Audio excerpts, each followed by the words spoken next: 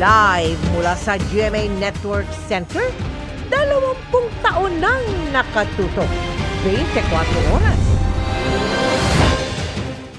Magandang gabi po, Luzon, Visayas at Mindanao. Nagliparan ng ilang bubong at nagtumbahan ng ilang puno sa Batanes dahil sa bagyong Julian na bumabayo pa rin doon, kaya nakataas ang signal number 4. Posible pang lumakas at maging super typhoon yan ngayong gabi dahil sa mabagal nitong kilos. Wala pa man yan, katakot-takot na bugso ng hangin at malakas na ulan ang naranasan sa probinsya. At nakatutok si Ivan Mayrina. Rinig na rinig ang pagugupit ng malakas na hangin na sinabayan pa ng ulan sa bahagi ito ng Batanes sa gitna ng pagragasaroon ng bagyong Julian. Sa lakas ng bagyo, itinaas doon ng signal number 4.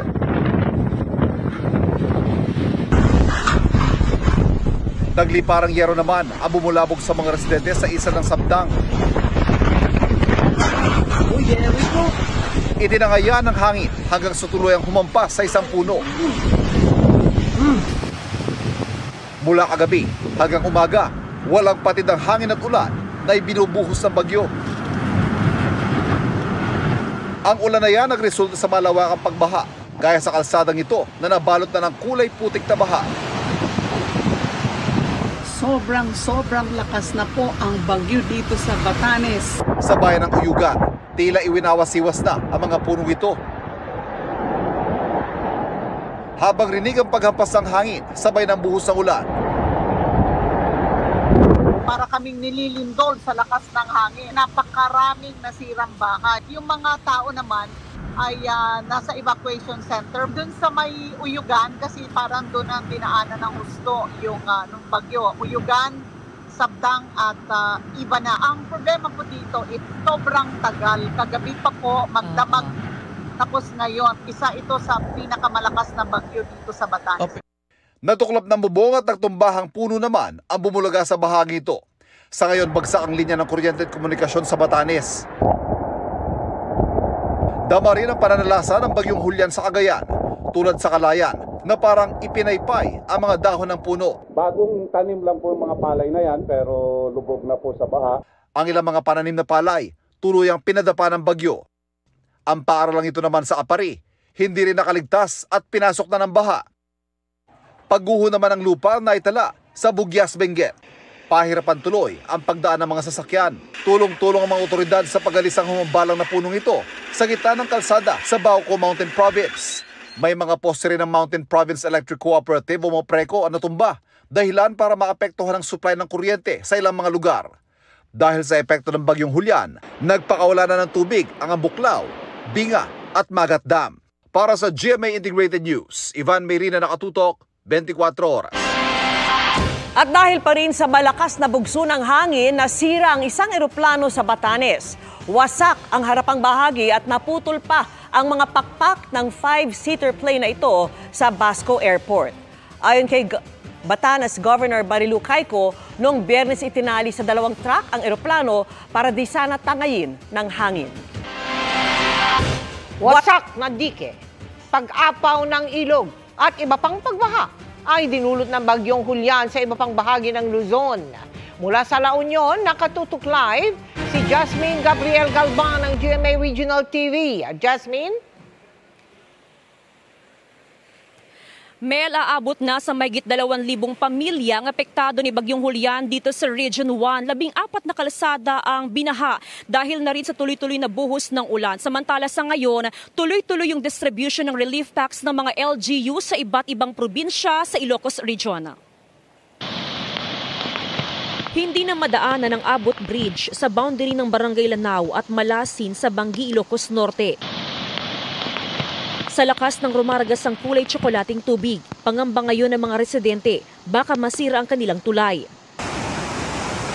Sa bayan naman ng Adams, tuluyan ang nasira ang Bolo River Flood Control Project. Ang ilang bahagi nito nagkabitak-bitak pa.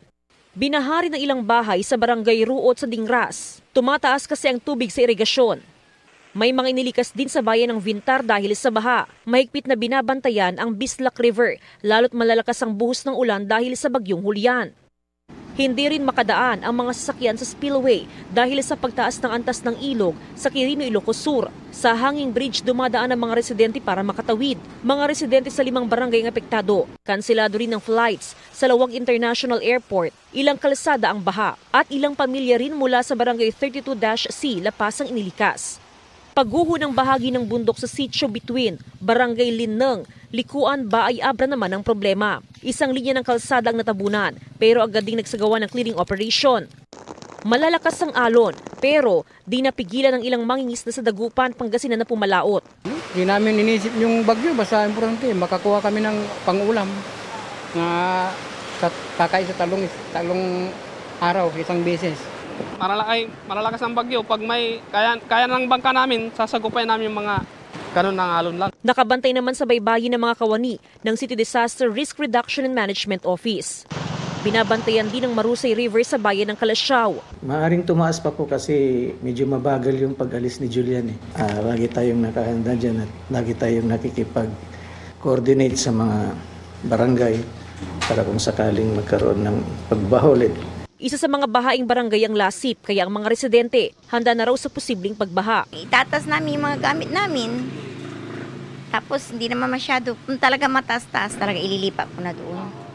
Pinaghahandaan na rin ng mga residente ang unti-unting pagtaas ng antas ng tubig sa Buod-Kayanga River sa San Fabian. Baka tumaas siya mapaw, kailangan na namang lumipas. Binabantayan din ng iba pang river system sa probinsya.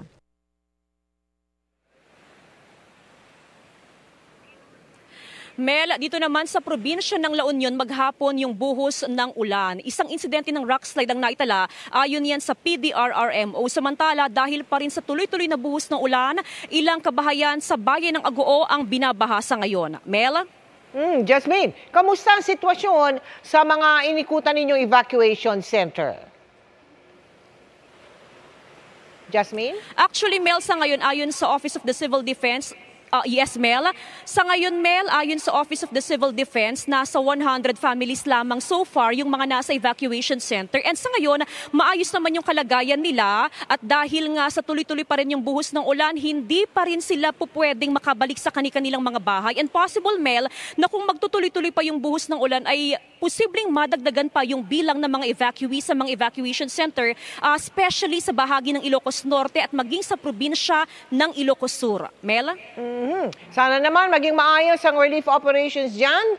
Maraming salamat sa iyo, Jasmine Gabriel Galban ng GMA Regional TV. Ramdam hanggang sa gitnang Luzon ang epekto ng bagyong Julian na naka-apekto kahit sa biyahe ni Pangulong Bongbong Marcos sa Tarlac. Kaya kinabahan umano siya. Kahit ang Baguio City na nasa bundok, binaha. Nakatutok doon live si Salima Refran. Salima. Emil, umaambo na lang pero malakas yung ihip ng hangin kaya mas lumalamig pa yung malamig na ngang Baguio City. Pero kailangan pa rin maging alerto lalo't kaninang alas 5 ng hapon ay nagtaas ang pag-asa ng orange rainfall warning dito sa probinsya ng Benguet. Maghapong umulan sa Baguio City kaya ingat na ingat ang mga motoristang paakyat ng Marcos Highway. Bukod sa may pag-ulan, may ilang bahagi na rin ito ang nababalot na ng fog. Tuloy-tuloy rin ang clearing operations ng DPWH sa mga nagbagsakang mga bato at lupa sa kalsada.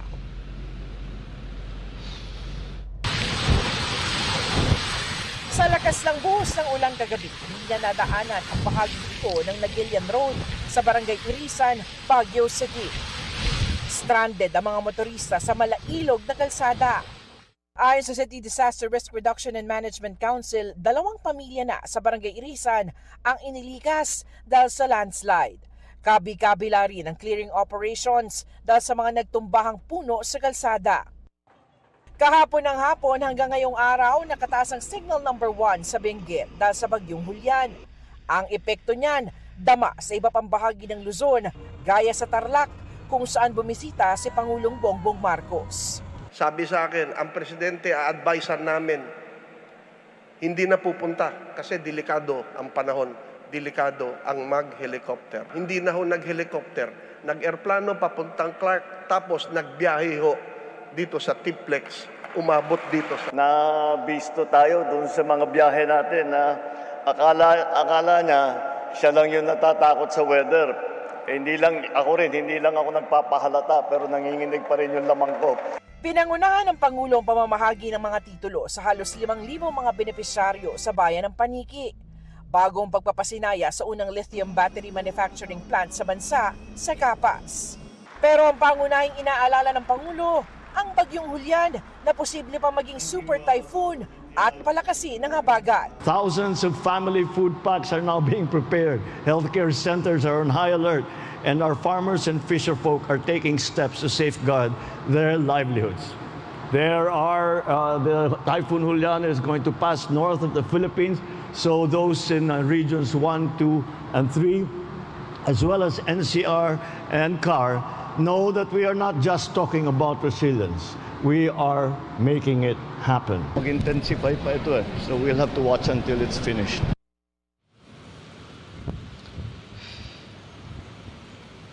Emil, nakikiusap nga ang Pangulo sa mga mamamayan, partikular na yung mga dadaanan ng bagyo o maapektuhan ng bagyo at maging ng habagat ng iba yung pag-iingat. At mananatiling nakamonitor ang Pangulo at buong pamahalaan sa epekto nga ng bagyo. Samantala dito naman sa Baguio City ay walang pasok bukas mula preschool hanggang senior high school sa mga pampubliko at pribadong eskwelahan. Yan muna latest mula nga dito sa Baguio City. Emil. Sa Lima, hanggang kailan aasahan ang pag-ulan sa Baguio? Alam mo, Emil, inaasahan na hanggang bukas ay makakaranas ang pag-ulan dito nga sa Baguio City. Yan ay dahilan kung bakit nga nagsuspinde na ng klase bukas ang lungsod. Emil. Maraming salamat, Salima Refran. Maki-update na tayo sa Bagyong Julian at ang magiging lagay ng panahon sa bansa kasama si Amor La Rosa ng GMA Integrated News Weather Center. Amor? Salamat, Miss Mel. Mga kapuso, anumang oras ay posible pang lumakas bilang isang super typhoon ang Bagyong Julian na halos maghapong binaybay ang extreme northern Luzon.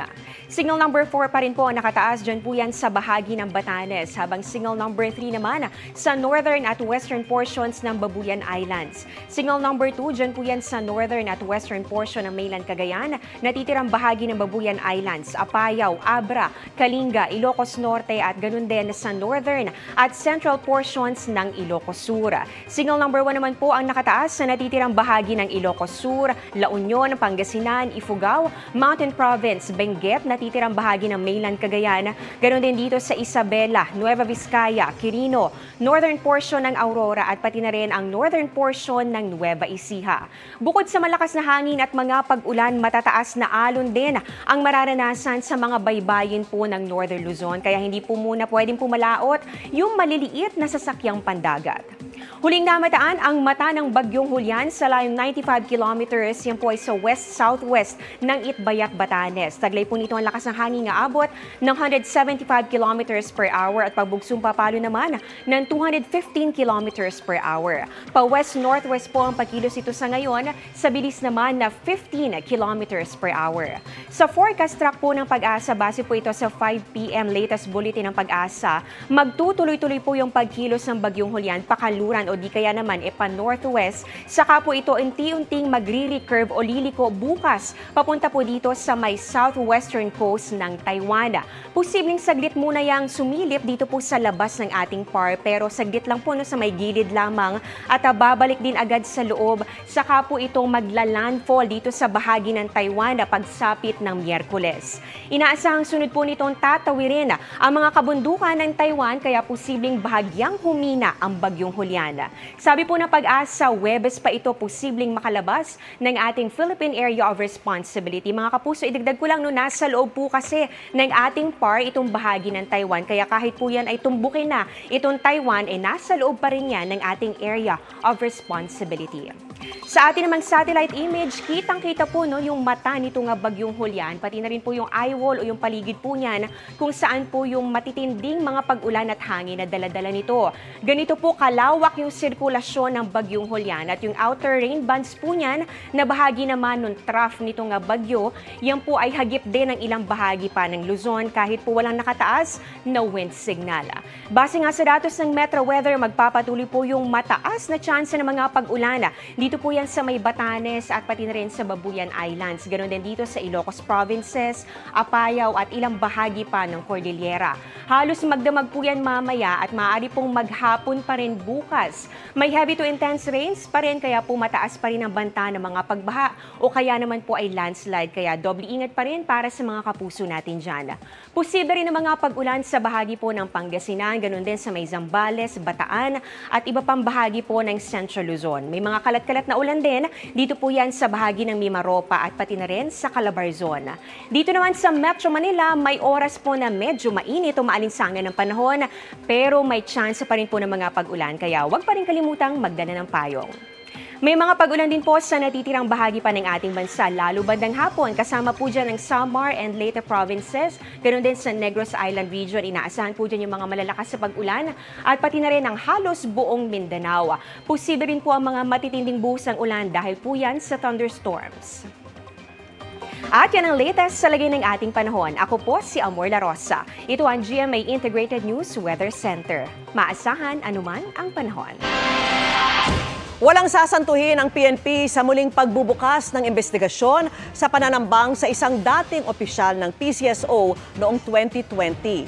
Kasunod yan ng impormasyong mga dating pulis ang ilang sangkot umano. At nakatutok si June Veneracion.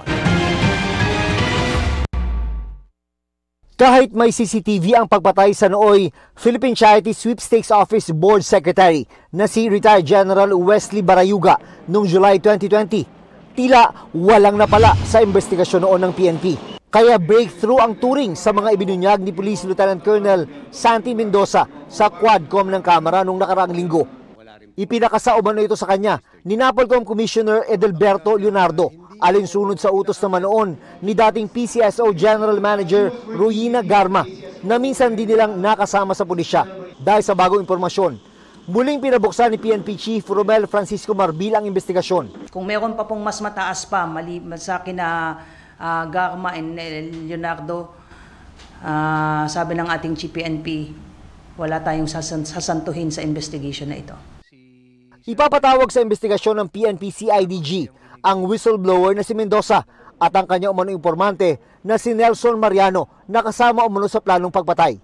Pero dahil sa pag-amin, may posibleng pananagutan din si Mendoza kaya sinibak siya sa pwesto at isasalang sa administrative investigation. Gayunman, mahigpit na babantayan ng pulisya ang kanyang seguridad dahil sa bigat ng mga isiniwalat. Narelieve din si Colonel Hector Grijaldo na siyang unang humawak sa investigasyon bilang hepe noon ng Mandaluyong Pulis kung saan nangyari ang pagpatay. Yung ating gagawin pong pag-backtrack po kung what happened to this case ay titingnan natin sino ba yung mga nag-imbestiga dito, nagkaroon ba ng kapabayaan, pagtatakip lalo na dito sa ginawang pag-iimbestiga dito. Pinatutulong din ni Marbil ang iba pang PNP unit sa investigasyon at umaasa ng agarang resulta. Wala pong mangyayaring pagtatakip po dito at gusto po nating mabigyan ng hustisya ang pamilya po ni General Barayuga po. Para sa GMA Integrated News, June Veneracion, nakatutok 24 oras. 6 ang patay habang mahigit 50 ang sugatan sa salpukan ng isang bus at isang SUV sa Mahihai, Laguna. Pero wala pang 24 oras, nasundan yan ng isa pang aksidente. Nakatutok si EJ Gomez. 6 ang patay, 79 ang isinugod sa ospital at 54 ang sugatan matapos magsalpukan ang isang pampasaherong bus at SUV na ito sa kurbadang kalsada sa Barangay Bakya, Mahihai, Laguna, pasado alas 3 ng hapon kahapon. Sa tindi ng impact ay tumagilid ang kotse at sumalpok ang bus sa isang puno. Habang bumabalik po sila dito sa bababa ng Dalidiman, Barangay Bakya, nakaipon niya yung kabilang linya sa kaliwa. Ito naman pong SUV na sasakyan, paahon, sinabutan na po, binanggana. Hanggang sa kinabig niya pong pakanan para hindi po magtuloy-tuloy yung pagbangga niya. Bumangga naman po siya sa puno. Ito yung itsura ng bus matapos bumangga sa kasalubong na SUV at sumalpok sa punong ito. Kita natin na nagkasira-sira ang unahang bahagi nito, kabilang na ang nagkadurog-durog na windshield, mga upuan sa loob, pati na ang gulong na ito. Ito naman yung SUV, nagkadurog-durog din ang windshield. Kita natin na nayupi ang hood at ito, nakalitaw na ang makina ng sasakyan. Kasama sa agad na namatay ang isang matandang babae. isang binatilyo at 2 lalaki kabilang ang konduktor ng bus. Pahirapan daw ang pag-retrieve sa mga bangkay na nagkaputol-putol daw ang katawan ayon sa otoridad. Mahigit 50 pasahero naman ang nagpapagaling. Kabilang ang 7 taong gulang na pamangkin ni Daisy na nakaupo raw sa harap ng bus kasama ang kanyang lolang nasawi sa aksidente. Yung lola niya, inakap siya para lang masave. Yung fracture niya dito basag, tapos dito basag din siya. So kailangan siyang dalhin sa surgeon hospital. Ito po may bali ho ako ngayon dito na kung saan na-dislocate ho yung buto ko, parang nakomang ho. And at the same time, mayroon ho akong tahi sa part na to, tsaka dami yung mga galos. Nakaligtas naman ang driver ng SUV at 6 na sakay nito, kabilang ang batang nagtamo ng malaking bukol sa ulo na kailangan daw ipa-CT scan. Gayon din ang 52 anyos na driver ng bus na nasa kustodiya ngayon ng Mahayhay Municipal Police Station. Pababa ako, pares kaming nabulaga. Pagkatama ko sa kanya, naipihit ko ng kanan para mapahinto. Kaso nga, yung parang pabulosok, yun na po nangyari na gulat din ako. Humingi po ako ng kapatawaran. Walang may kagustuhan po sa mga nangyari po. Base sa inisyal na investigasyon, puno ng pasahero ang bus ng mga turistang bumisita sa Kamay ni Jesus sa Lucban, Quezon. Pauwi na raw sila sa Cavite nang maganap ang aksidente. Habang ang SUV naman ay may binisita lang daw na kaanak sa Mahayhay at pauwi na ng Atimonan, Quezon. Sobrang delikado nga po ng lugar na ito dahil kurba po siya, then wala pong ilaw. Kaya po andito po yung mga barangay tanod tsaka po yung kasamahan kong mga crime watch para i-assist po yung mga motorista. Para po maiwasan na po yung ganitong aksidente po. Katunayan, pasado alas 6 ng umaga kanina, isang jeep at SUV ang nagbanggaan dahil kinulang sa puwersa sa paakyat na bahagi ng highway. Nangyari yan higit 100 metro lang ang layo mula sa pinangyarihan ng salpukan ng bus at SUV. Sinusubukan pa ng GMA Integrated News na kuna ng pahayagan driver ng SUV at ang kumpanya ng sangkot na bus. Hinahanda naman ang mga reklamong isasampa sa driver ng bus ayon sa pulisya. Para sa GMA Integrated News, EJ Gomez, Nakatutok, 24 Oras.